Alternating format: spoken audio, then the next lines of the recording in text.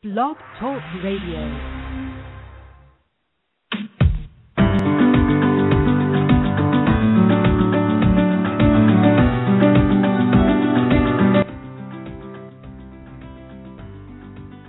Hello, this is Dr. Carol Francis. Welcome to Make Life Happen. Today we're going to be talking with Dr. Elisabeth Crim. Hello, Dr. Crim. How are you doing out there? I'm doing well. Thank you, Dr. Francis, for having me.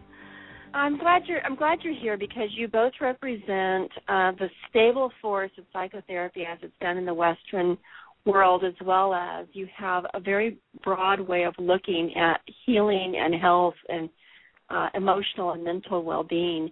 And you're going to tie all of that in together for us, aren't you? Yes, that's what I'm all about right now. It's what I'm doing at every turn. It seems it's the call and the passion right now. That's wonderful. Well, before we get too far into the program, I do want you to let people know how to contact you, because I know that they're going to want to contact you as they hear you speak. So, what's your contact information? Okay, my office phone number is 310-371-2800, and my website is www.moonstone.center.com. That's MOONSTONE Center, CENTER.com. And my email is Elisabeth Crim, PhD, @moonstonecenter.com. And Elisabeth is spelled with an S, so. Yes, I have been told that over and over and over. Yes, okay. I'm writing that out. You are now on Twitter and Facebook as of this very moment as having speaking. So callers, do call in if you want to. But we are going to go ahead and go forward. Tell us a little bit about your background in terms of the realm of being a psychologist, a psychotherapist, a counselor. Tell us about your passion being there in that spot, or what your background has been up to this point. Oh, wow. That's an in-depth question, isn't it? I have a PhD from Fuller Theological Seminary, their graduate school of psychology. I got that in 1998. I also have a master's in theology that I got from Fuller. But prior to that, I had a master's, earned my master's in counseling in 1990 at Regent University. So I practiced as a therapist for a couple of years and found myself not fulfilled, needing more, wanting more knowledge, more understanding, and decided to go back and get my PhD. And it was in that process that I ended up at Fuller, and that's how I got to California. I grew up in Tennessee, and most of my training was back in the South and the East prior to this. So, my journey has been very focused in psychotherapy. I am a psychotherapist. A lot of psychologists do testing. I'm trained in that. I can read the reports. I don't do testing. My heart and my passion are the psychotherapy. I love seeing the healing and the wholeness that happens in people, which I think it's that passion and that focus that's led me to come to embracing the body work, because to have truthful healing, we have to look at the whole person. It's not going to happen without looking at all aspects of the self.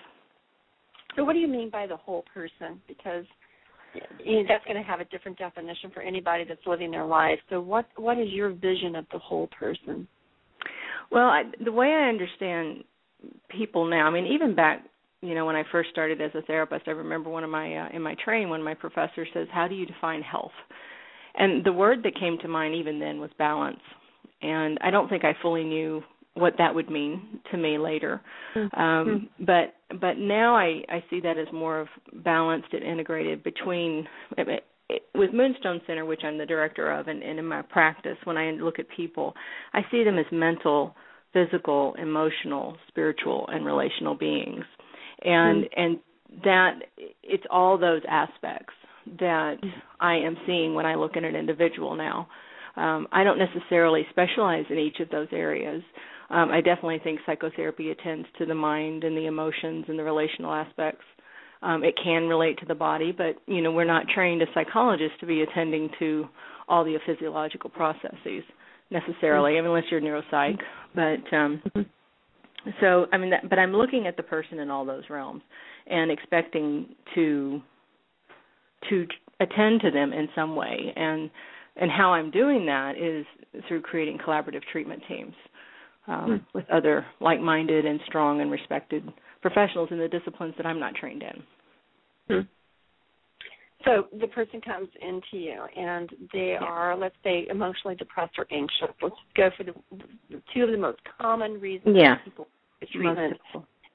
Yeah, and so they're anxious or they're depressed, and they do have situations in their life where those sorts of emotional responses make sense, to be depressed or anxious.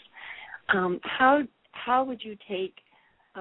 Let's just make up a fictitious name. How would you take Nancy C, who comes in there, have a divorce in their background, raising kids, facing job complications and money tension, and having to tend to the well-being of elderly parents? And okay, so there you go. You have someone that comes and greets you. How do you configure a whole person point of view under a scenario of that sort? Well, I mean, even as you're describing each layer of stressor, I could feel my own tension increasing, that anybody listening to someone carrying all those different aspects would be feeling stressed. And I think when you talk about being stressed, even if they come from a very centered, healthy core, maybe there's no trauma in their background, maybe there's no they have good attachment experiences back into their early childhood, which is typically not we all have injuries. I don't know anyone that doesn't have some injury that goes back into their childhood or a miss from a parent. And then, but if you just look at these life stressors, you're going to know that she's going to be affected. I want to also assess how she's doing, what she's doing to take care of her nutrition, what she's doing, how is her self-care, what is her care of self practice. And I don't just mean, are you, going and taking a bath? That's important. But I mean, are you actively paying attention to your body and what your body needs, and are you being present in the moments in these interactions with people? I want to hear how she's making sense of all of this. And the psychotherapy that I do is more psychodynamic. It's traditional. That part of my work does not change. I think what does change and what has changed over time is attending to looking at how she's breathing, looking at her posture, listening to the pace and the tone of how she's speaking. Is she making eye contact? How is she moving in the session? What's her daily schedule like outside? I want to know how she is in her body. I want to know how she is in her body when we talk about certain topics versus others. Sometimes what some people find is stressful actually invigorates others, and it feeds them. So you also want to just pay attention to what that person's doing and how their body. That's the biggest shift, is that I'm watching their body. It's not that I'm taking them into yoga poses or having them do stretches. I do encourage my clients to breathe. I can't tell you how many people don't breathe. They just do not breathe.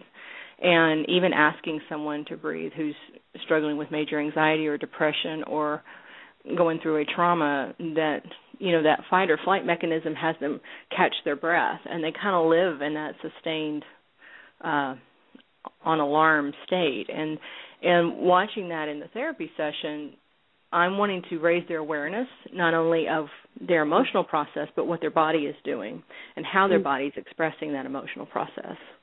So now, so while you're watching them, you're being able to collect all this frame of reference for yourself. You're able to feel them, to note them, to observe them. How do you, in the course of that session or any session, help them do that for themselves and then regulate to an evolved position in the moment? How do you do that? That is where I bring in other parts of my treatment team, and I'm not saying I don't do it myself. I'm in the psychotherapy, again, I really want to stress that it's not that different from other psychotherapy. I'm going to cue them to what they're thinking and feeling in the moment. Because I'm psychodynamic in my orientation, I'm looking at what's happening between the client with me and what they're feeling with me. People replay their attachment patterns over and over and over again in their lives, and that's going to include the therapist they're sitting with. So I'm looking at those dynamics. I'm raising their awareness to that. I'm checking in with them. If they have anger with me or, maybe sometimes they're happy with me. Sometimes they're feeling very strongly positive toward me, and sometimes it's very negative, and I'm exploring all of those things and making those more aware. But that aspect of it is more of the typical therapy that I would have been doing for the last 25 years. You know, I mean, that hasn't changed, that dynamic and that approach.